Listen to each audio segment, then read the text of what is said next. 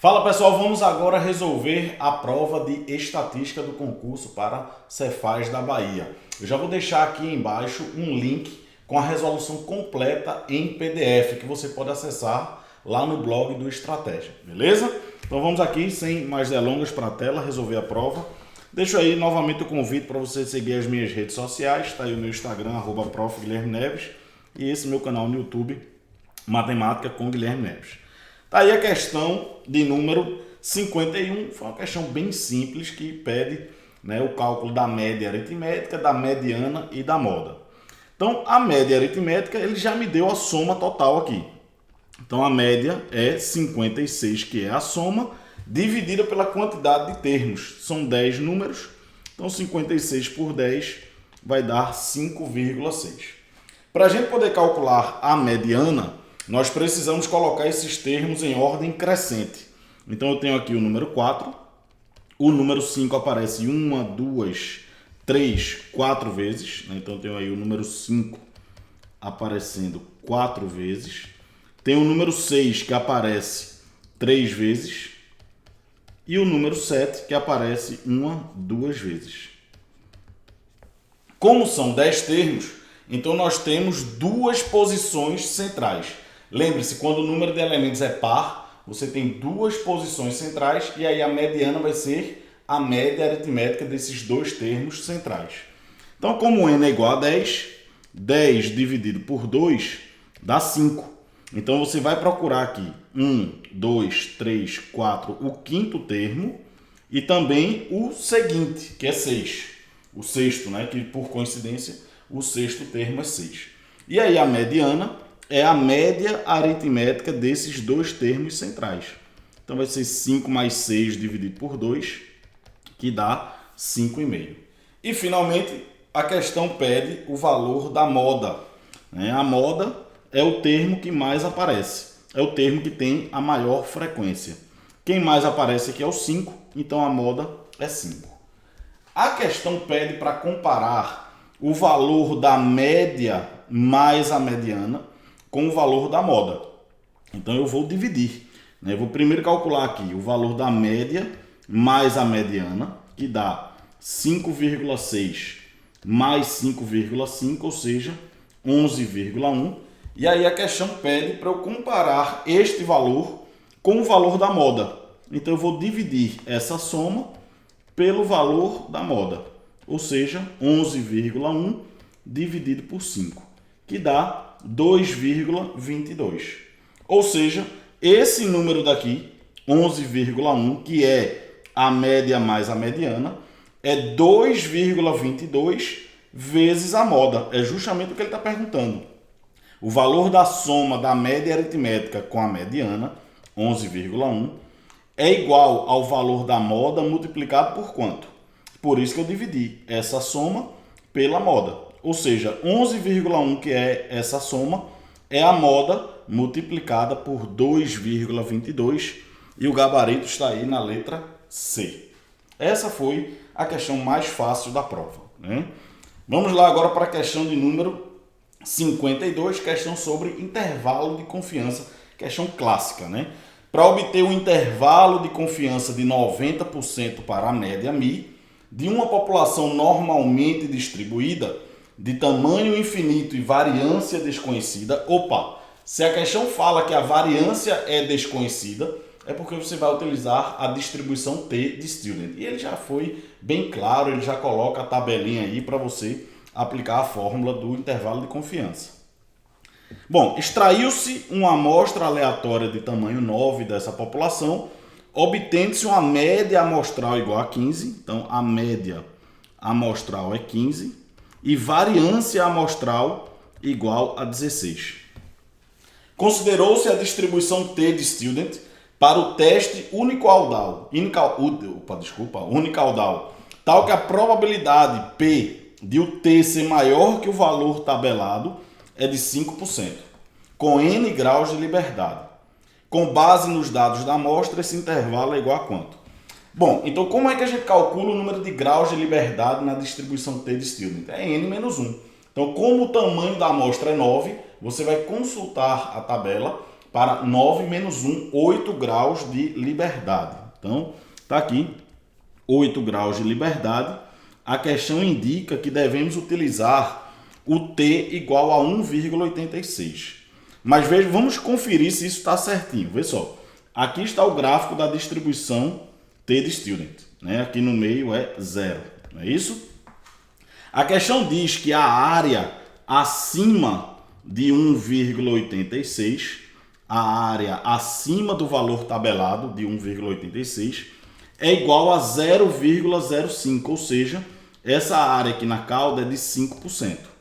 Como a distribuição T é simétrica em relação ao zero, então a área abaixo de menos 1,86 também é de 5%. E aí, essa região aqui interna vai ser o que falta para 100%. Ou seja, eu pego tudo 100%, menos 5%, menos 5%, vão sobrar 90%. É por isso que para 90% de confiança, eu utilizo o valor de t igual a 1,86. Então, a tabela está toda certinha, né? O valor t0 que eu vou utilizar na construção do intervalo é de 1,86. E agora não tem mais nada para fazer, é só aplicar a fórmula do intervalo de confiança. É a média amostral mais ou menos t0 vezes S, que é o desvio padrão amostral, dividido pela raiz de n. Só cuidado que esse n daqui não é o n do enunciado, que ele fala n graus de liberdade. Esse n que eu estou utilizando nessa fórmula é o tamanho da amostra, que é 9. Então vamos lá. A média amostral, quem é? 15. Mais ou menos o T0 é o valor tabelado aqui da distribuição T de student, 1,86. O S é o desvio padrão. Como a variância é 16, então o desvio padrão é 4. E aqui eu vou colocar a raiz de 9. A raiz de 9 é 3. Então, multiplicando aí 1,86 por 4 e dividindo por 3, né, porque a raiz de 9 é 3, eu vou ficar com 15 mais ou menos 2,48. E para marcar a resposta, você não precisa fazer as duas contas. Faz só o mais, que vai dar o limite superior. 15 mais 2,48 dá 17,48. Então, o gabarito está ali na letra B. E se você quiser conferir, faz aí 15 menos 2,48, que certamente vai dar aqui esse limite inferior. Ok? Bom, questão de número 53 foi a que eu achei mais trabalhosa nessa prova, mas não é surpresa. A FCC já colocou questões muito parecidas com essa em provas passadas. Então não é surpresa. Vamos lá? O coeficiente de variação de Pearson, correspondente a uma população P1 com média aritmética igual a 20 e tamanho 20 é igual a 30%. Decide-se excluir de P1 em um determinado momento 2 elementos iguais a 11 cada um, formando uma nova população P2. Quer saber a variância relativa de P2. Então vamos lá. Para resolver essa questão, você tem que lembrar que a variância é a média dos quadrados menos o quadrado da média. Eu vou utilizar esse fato para poder descobrir os novos valores da nova população. Porque eu vou retirar 2 elementos iguais a 11, mas eu não sei quais são os outros elementos. Então, eu vou precisar da soma de todos os elementos e da soma dos quadrados para poder calcular a nova variância, certo? Então, vamos lá, passo a passo. A gente começa com o fato de que o coeficiente de variação de Pearson da população P1 é o desvio padrão da primeira população dividido pela média da primeira população, certo? Esse coeficiente de variação é de 30%. O desvio padrão eu não sei, mas a média foi dada, é igual a 20. Então 20 vezes 0,3 dá 6. Então o desvio padrão da primeira população é igual a 6. Ora, se o desvio padrão é igual a 6, então a variância é o quadrado, é igual a 36. Mas como é que se calcula a variância de uma população? É a média dos quadrados menos o quadrado da média. E aí você vai aplicar essa formulazinha. A variância é a média dos quadrados da primeira população menos o quadrado da média. A média, eu sei, essa média daqui é igual a 20, né? Então vai ficar assim. Média dos quadrados menos o quadrado da média, 20 ao quadrado, é igual a 36. Então a média dos quadrados é igual a 400 mais 36 dá 436. Bom, aí você tem que lembrar o que é média. Média é a soma dos valores dividido por n, não é isso? Então vamos lá. Eu sei que a média de x1 é a soma dos valores, deixa eu colocar aqui de novo, é a soma dos valores dividida por n. Então quem vai ser a soma desses valores? Vai ser n vezes a média. Então a soma desses 20 valores, né, porque são 20 termos, ele disse aqui, ó, tamanho 20, vai ser 20 vezes a média. A média é 20, então a soma dos termos é 400. E eu posso fazer o mesmo com a média dos quadrados. Com isso eu vou achar a soma dos quadrados dos termos. Vai ser n vezes a média dos quadrados. O n é 20 vezes a média dos quadrados, que é 436. Certo? Bom, multiplicando 20 por 436, nós encontramos 8.720. Então, com isso, eu já tenho a soma de todos os termos, que é 400, e tenho a soma dos quadrados. O que é a soma dos quadrados? Eu peguei cada termo e elevei ao quadrado. Beleza, isso aí eu tenho 20 números. Eu sei a soma dos 20 números e sei a soma dos quadrados dos 20 números. O que é que eu vou fazer agora? Eu vou pegar dois elementos iguais a 11 e vou excluir. Não é isso? Se eu vou excluir, a soma dos termos, que era 400, vai passar a ser 400 menos 11 menos 11. E a soma dos quadrados vai passar a ser 8.720 menos, eu vou tirar 11 ao quadrado e vou tirar 11 ao quadrado de novo. Então vamos agora trabalhar com a população P2. Vamos agora trabalhar com P2, certo? Quem vai ser a nova soma dos termos? Vai ser esses 400 que eu já tinha, só que agora eu vou tirar dois elementos iguais a 11. E aí eu vou ficar com 378. Mesma coisa com a soma dos quadrados. A minha soma dos quadrados era 8.720. De novo, o que é a soma dos quadrados? Você está pegando os elementos e elevando ao quadrado. E como eu vou tirar dois números iguais a 11, eu tenho que tirar 11 ao quadrado e duas vezes, né? Tenho que tirar 11 ao quadrado e tirar 11 ao quadrado. 11 ao quadrado é 121. Então, fazendo essa continha, vamos chegar em 8.478. Bom, se eu tenho a soma dos termos e tenho a soma dos quadrados, eu posso calcular agora a média da população P2 e também a média dos quadrados. Para calcular a média, eu vou pegar a soma dos valores e dividir pela quantidade de termos, que agora é 18, porque eu tinha 20 números e tirei 2. Então, fazendo aí 378 por 18 dá 21. E a média dos quadrados? Eu vou pegar a nova soma dos quadrados, 8.478, e não vou dividir por 20, vou dividir por 18. Isso vai dar 471. Com isso, eu posso calcular a nova variância, que é a média dos quadrados menos o quadrado da média. Ou seja, é 471 menos o quadrado da média, menos 21 ao quadrado. Essa variância é igual a 30. Pois bem, e a questão pede a variância relativa.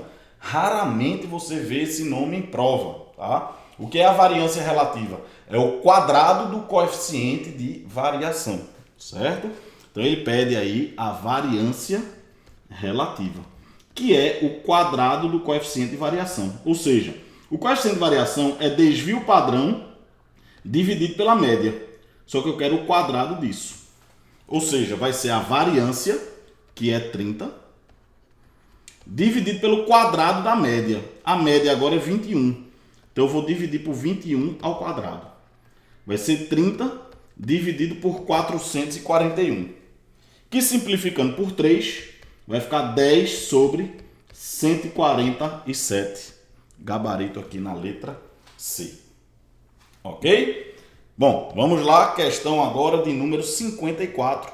Questão aí não tinha muito assim, estatística. Foi uma questão mais sobre conjuntos, né? Probabilidade envolvendo dois conjuntos. Vamos lá. Um instituto de pesquisa foi contratado para realizar um censo em uma cidade com somente 2 clubes, alfa e beta. Verificou-se que, com relação a essa cidade, o número de habitantes que são sócios de alfa é igual a 3/4 do número de habitantes que são sócios de beta. Sabe-se ainda que dos habitantes dessa cidade, 8% são sócios dos 2 clubes e 24% não são sócios de qualquer clube. Escolhendo aleatoriamente um habitante dessa cidade, tem-se que a probabilidade de ele ser sócio somente do clube alfa é... Então vamos lá, a gente tem aqui o clube alfa, temos aqui o clube beta. Eu sei que 8% pertencem aos 2 e 24% não pertencem a qualquer um desses clubes. Não é isso? Bom, como o total tem que ser 100% e eu tenho 24% ali fora, então a probabilidade de alfa união beta vai ser de 76%. Mas como é a fórmula da probabilidade da união? É a probabilidade do primeiro mais a probabilidade do segundo menos a probabilidade da interseção. Isso dá 76%. Só que a questão me disse que o número de habitantes que são sócios de alfa é igual a 3/4 do número de habitantes que são sócios de beta. Ou seja, a probabilidade de uma pessoa pertencer a alfa é 3/4 da probabilidade de pertencer a beta. Então, eu vou substituir isso aqui. Certo?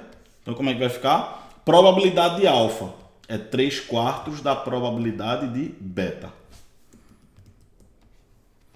Mais probabilidade de beta menos a interseção, que é 8%, isso vai dar 76%. Então, 3/4 da probabilidade de beta mais probabilidade de beta é igual a 84%. Bom, para eliminar essa fração, o que é que a gente pode fazer? Multiplicar todo mundo por 4. Então, quando eu multiplico esse número aqui por 4, vai cancelar o denominador e vai ficar 3 vezes a probabilidade de beta. Vou multiplicar o próximo por 4 vezes a probabilidade de beta. E 84 vezes 4 dá 336%. Então, juntando esses dois, vai ficar 7 vezes probabilidade de beta igual a 336%. Então, a probabilidade de beta é 336 por 7, que dá 48%. Ou seja, o conjunto B, o conjunto beta aqui, tem 48% das observações. Como já tem 8 aqui, estão faltando quantos aqui? 40%. Certo? Aí eu já tenho 40 com 8 dá 48, não é isso? 48 com os 24 ali de fora dá 72. Né? Então estão faltando quantos aqui? 28%. Ou então você poderia substituir aqui, ó. Probabilidade de alfa é 3/4 da probabilidade de beta, que é 48. 48 por 4 dá 12, vezes 3, 36%. Então o conjunto alfa todo tem que ter 36%. Como já tem 8 aqui, estão faltando 28%. E é justamente esse número aqui que a questão está perguntando. A probabilidade de ele ser sócio somente do clube alfa. Somente do clube alfa é 28%. Então o gabarito está aí na letra A. Ele poderia até colocar uma alternativa 36% para pegar os desavisados, né? Bom, vamos lá. Questão de número 55, mais do que esperada, né? Tinha que ter uma questão sobre distribuição normal e essa questão é idêntica a uma questão que caiu na prova para fiscal de Manaus 7 dias antes dessa prova. Não é isso? Então vamos lá, questão mais do que esperada. Durante um período de tempo, registrou-se em uma fábrica a quantidade diária de óleo que, em litros, consumida para a produção de um produto. Concluiu-se que a população formada por essas quantidades é normalmente distribuída, com média igual a 50 litros por dia. Sabe-se que 5% dos valores dessas quantidades são inferiores a 41,8 litros e 90% possuem um valor de no máximo X litros. O valor de X é igual a quanto? Então vamos lá. Ele começa dizendo que 5% das observações, aqui ó, 5% dos valores são inferiores a 41,8. Então eu tenho aqui uma distribuição normal. Ele diz que a média é de quanto? 50 litros, não é isso? A média é de 50 litros. E diz que 5% dos valores são inferiores a 41,8. Então a área abaixo de 41,8 é de quanto? 5%. Bom, aí eu tenho que ir na tabela da distribuição normal e descobrir qual é o correspondente desse número lá, tá? Ele diz o seguinte, que a área abaixo de 1,64 é 95%, certo? Então a questão está me dizendo o seguinte, que na distribuição normal padrão, a área do 1,64 para trás, certo? Toda essa área daqui é de 95%. Então, qual é a área do 1,64 para frente? 5%. Ora, então se eu estou interessado na cauda da esquerda da curva, não é isso? Eu vou ter que olhar quem? O simétrico dele, menos 1,64, certo?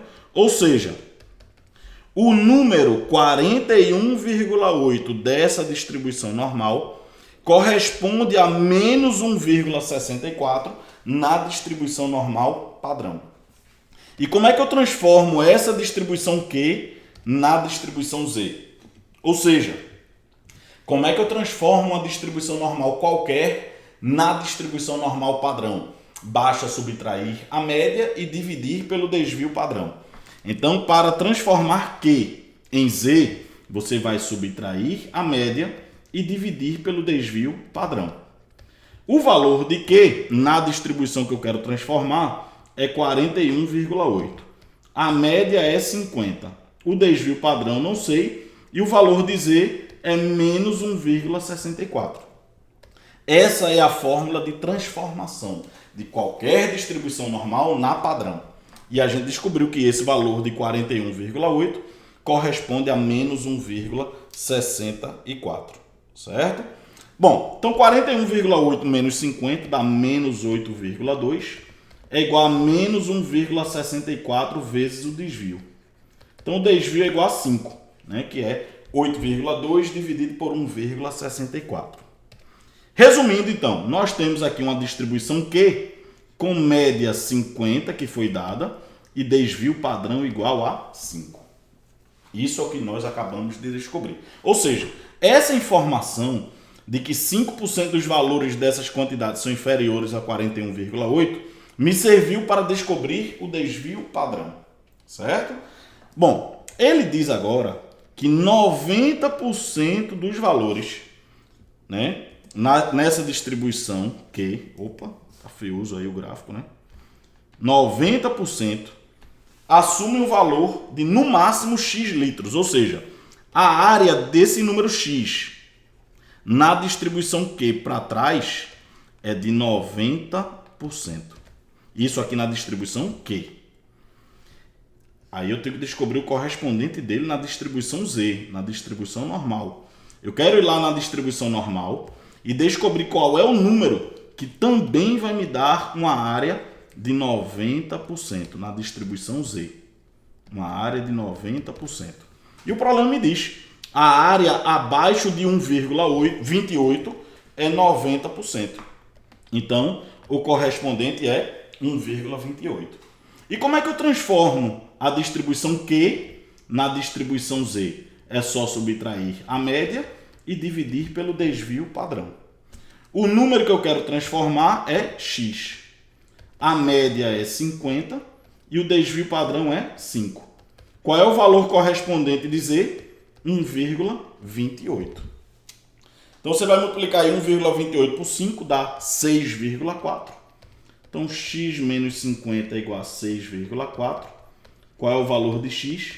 56,4. Ou seja, nessa distribuição Q de média 50, a área do 56,4 para trás é de 90%. Então o gabarito está aqui na letra D. Show de bola! Questão agora de número 56. A taxa de desvalorização de uma moeda em um país foi de 20% em um determinado período. Isso significa que se no início desse período o preço de um bem era de 200 unidades monetárias e no final do período ele foi corrigido pela inflação, seu preço passou a ser de quanto? Então eu tenho aqui o valor da moeda e tenho aqui o preço da mercadoria. Então, quando a moeda tem um valor igual a 1, por exemplo, o preço da mercadoria era de 200 unidades monetárias. Só que a moeda desvalorizou 20%. Então, ela não vale mais 1, ela vale 0,8. Seu valor caiu 20%. Eu quero saber qual é o novo preço corrigido pela inflação. E é claro que se a moeda caiu, né, o preço vai aumentar. A inflação aumenta o preço. Então, essas grandezas são o quê? Inversamente proporcionais. Porque se a moeda diminui, desvaloriza, o preço vai ter que aumentar para compensar. Então, como uma grandeza diminui enquanto a outra aumenta, elas são inversamente proporcionais. Então, é só inverter ali na regra 3. 0,8 sobre 1. Bom, então 0,8 vezes x, produto dos meios, é igual ao produto dos extremos. E aí o x vai ser 250 unidades monetárias, gabarito aqui na letra E. E finalmente a questão 57, questão clássica sobre testes de hipóteses, né? Que pede um nível de significância. Vamos lá. Acredita-se que a probabilidade P de ocorrência de um determinado evento em um dia seja igual a 50%. Para averiguar se essa informação é correta, foi extraída uma amostra aleatória de 10 dias de um levantamento e foram formuladas as hipóteses nula e alternativa. A regra estabelecida foi rejeitar H0 caso na amostra tenha se verificado um número de dias n, tal que n é menor do que 2 ou n maior do que 8. E ele pede a probabilidade de se cometer um erro tipo 1. Aí você tem que lembrar o que é o erro tipo 1. Inclusive, 7 dias antes dessa prova, né, teve lá a prova para fiscal de Manaus, ele perguntou o que era o erro tipo 1. E agora ele está pedindo para calcular a probabilidade desse erro ter ocorrido. Bom, o que é o erro tipo 1? O erro tipo 1 ocorre quando a hipótese nula é verdadeira e você rejeita. Então, queremos calcular a probabilidade de rejeitarmos H0, de cairmos na região de rejeição, quando, na verdade, H0 é verdade, certo? Essa probabilidade de ocorrer um erro tipo 1 é comumente chamada de nível de significância do teste. Então, ele poderia ter pedido, calcule o nível de significância do teste. Nós indicamos pela letra grega alfa, certo? Então, o que nós queremos é calcular alfa, que é a probabilidade de ocorrer um erro tipo 1. E quando é que ocorre um erro tipo 1? É quando nós rejeitamos H0, quando H0 é verdade. Olha, se H0 é verdade, é porque P é igual a quanto? 0,5. E quando é que a gente rejeita H0? Quando N é menor do que 2 ou maior do que 8. Olha, para ser menor do que 2, pode ser 0, pode ser 1. E para ser maior do que 8, pode ser 9 ou pode ser quanto? 10. Porque a amostra é de 10 dias, então não pode passar de 10, certo? Bom, e eu sei que a probabilidade de ocorrer um sucesso é 0,5. O N é 10 e eu quero calcular essas probabilidades. Então, tem que calcular o quê? O teorema binomial 4 vezes. Né? O experimento foi realizado 10 vezes e eu quero calcular a probabilidade de ocorrer nenhum sucesso, um sucesso, 9 ou 10. Certo? O esqueleto do teorema da probabilidade binomial é sempre assim, ó. Binomial de 10 sobre alguma coisa, vezes P vezes Q, em todos, tá? Você vai fazer isso 4 vezes. Binomial de 10 sobre alguma coisa, vezes P vezes Q, certo? Bom, e o que é que vai mudar em cada uma dessas? Justamente o número de sucessos. Aqui é 0, aqui é 1, aqui é 9 e aqui é 10. Lembrando que o expoente de P é o mesmo número que você vai colocar aqui, de sucessos. E o expoente de Q é a diferença, certo? Então, na primeira vai ser 0, aí você bota 0 aqui, e 10 menos 0 é 10. No próximo é 1. Então, aqui é 1, e 10 menos 1 é 9. No próximo é 9, 10 menos 9 é 1, e no próximo aqui é 10. O expoente de P é 10 e aqui vai ser 10 menos 10, 0. Bom, perceba que P é 0,5. Então Q também vai ser 0,5. Que é igual a quê? 1 meio. Ou seja, P é igual a Q, que é igual a 1 meio. Certo? Então perceba que aqui eu tenho Q elevado a 10. Ou seja, 1 meio vezes 1 meio vezes 1 meio vezes 1 meio 10 vezes. Aqui eu tenho 1 meio vezes 1 meio vezes 1 meio vezes 1 meio, num total de 10 vezes. E aqui também, eu tenho 1 meio vezes 1 meio vezes 1 meio, num total de 10 vezes. E aqui eu também tenho 1 meio vezes 1 meio vezes 1 meio, num total de 10 vezes. Então, em todas as expressões, eu tenho aqui 1 meio elevado a 10. 1 meio elevado a 10. Em todas elas. Certo? E em todas elas eu vou multiplicar 1 meio vezes 1 meio vezes 1 meio 10 vezes. E eu só preciso agora desses números binomiais, né? O binomial de 10 sobre 0 é 1. Então vai ficar aqui 1 meio elevado a 10. Mais o binomial de 10 sobre 1 é 10. Vezes 1 meio elevado a 10. O binomial de 10 sobre 9 também é 10. Por quê? Porque quando o número de baixo é grande, você troca pela diferença. 10 menos 9 é 1. E o binomial de 10 sobre 1 é 10. E, finalmente, o binomial de 10 sobre 10 também é 1. Né? Por quê?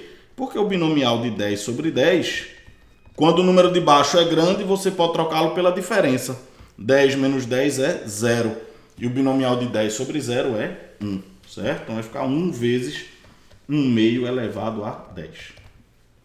Bom, quanto é 1 meio elevado a 10? 1 elevado a 10 é 1. E 2 elevado a 10 é 2 vezes 2 vezes 2 vezes 2 vezes 2 vezes 2, 10 vezes, ou seja, dá 1024. Então vai ficar 1 sobre 1000, vai ficar todo mundo sobre 1024, né? Todo mundo sobre 1024. Só que aqui o numerador é 1. Aqui, 1 elevado a 10 é 1 vezes 10 é 10. 1 elevado a 10 é 1 vezes 10 é 10 de novo. E 1 elevado a 10 é 1. Então vai ficar 22 sobre 1024, que dá 11 sobre 512. E o gabarito está aqui na letra E. Ok? Pois bem, pessoal, então encerramos aqui a resolução da prova de estatística do concurso da Cefaz Bahia. E como eu já disse, você encontra aqui na descrição do vídeo um link com a resolução completa em PDF lá no blog do Estratégia. Beleza? Então, ficamos por aqui. Um forte abraço e até uma próxima oportunidade.